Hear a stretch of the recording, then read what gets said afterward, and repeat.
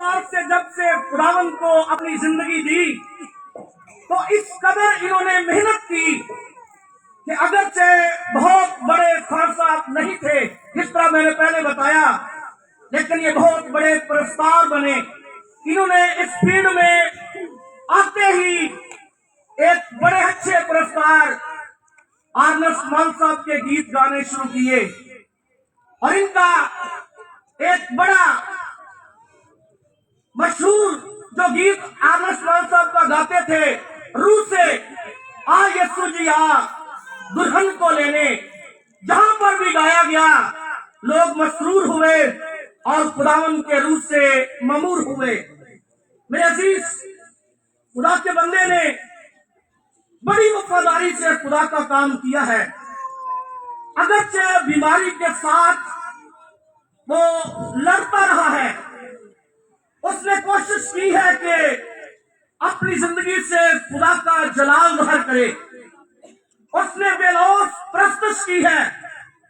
अगर किसी ने उसे कुछ देना चाहा तो उसने इनकार किया कि खुदावन ने मुझे अच्छा काम दिया है, मुझे पैसों की जरूरत नहीं। वो ये चाहते थे कि जब मैं प्रस्तुत करूं तो कोई उठना बैठना ना करे, कोई गुफ्तगू ना हो। वो दिल से खुदावन की प्रस्तुत करता था और जब प्रस्तुत करता था तो खुदा का तख्त लगता था।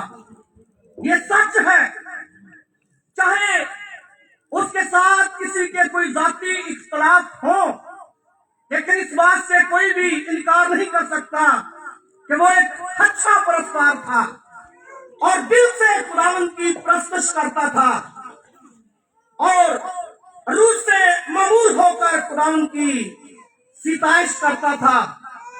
मेरे अजीज, तारक साहब ने एक बड़ी अच्छी जिंदगी गुजारी है और मैं ये भी जरूर कहना चाहूंगा कि अगरचे उसके जिंदगी के आखिरी वक्त में बेशुमार ऐसी खबरें शाये होती रही, लोग कहते रहे, लेकिन उसने अपनी जिंदगी को हर लिहाज से खुदावन के लिए वक्त दिया और महफूज रखा। आखिरी वक्त में अगरचे उसकी घरेलू अपनी बीवी के साथ थोड़ा मसला बना, लेकिन फिर भी उन्होंने हलीम होकर, आजिज होकर इस मसले को समेटा और उन्होंने कहा कि मेरी जिंदगी से कोई ऐसा काम न हो जो खुदा के कलाम के लिए दागदार होता, खुदा के काम के लिए मेरी जिंदगी से खुदा के नाम को कोई ठेस न पहुंचे। और वो इस बात से भी अपने आप को साफ करके गया है और उसने पूरा दिल खुदावन को दिया था और खुदावन के साथ जिंदगी गुजारी थी। मेरे अजीज, मैं कभी उसकी इस खिदमत को भुला नहीं सकता और ना सिर्फ वो आज अपने खानदान से, अपनी कलीसिया से, अपने मोहल्ले से लोगों से जुड़ा हुआ है, बल्कि उसका मुकद्दस महफिल में भी एक बहुत बड़ा लाभ हुआ है। जो लोग दूरों नजदीक से उसको याद करते रहते थे और दावत देते थे, आज वो भी जब ये खबर सुनते हैं तो गम में निढाल है। सुबह मुझे पास्टर यकूब अमानत, जो सेवंथ डे एडवेंटिस्ट चर्च के खादम हैं, उन्होंने फोन किया। आजकल वो मुल्तान में है और वो बहुत गमज़दा हुए और उन्होंने पूरे घराने के लिए तसल्ली और इत्मीनान की दुआ की और कहा कि मैं बहुत परेशान हूं कि एक अच्छा पुरस्कार अपने लोगों को छोड़कर जुदा हो गया है। मेरे अजीज, जिस तरह आज खुदा के बंदा ने, एडर साहब ने तलावत की है, क्या भाइयों, हम नहीं चाहते कि जो सोते हैं उनकी बाबत तुम नावाकिफ रहो।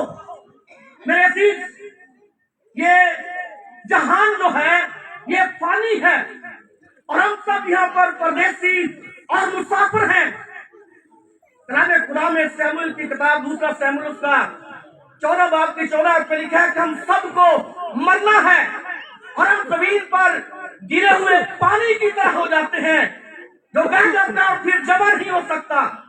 और लिखा है कि खुदा किसी की जान नहीं लेता बल्कि ऐसे वसाइल पैदा करता है कि जलावतन उसके हजूर से नकाला हुआ न रहे। हम यहाँ पर परदेसी और मुसाफिर हैं और हमने एक दिन अपने असली वतन में जाना है। इसलिए मुकद्दस पौलुस भी कहता है, ऐ भाइयों जो सोते हैं उनकी बाबत ना वाकिफ न हो। और फिर वो कहता है कि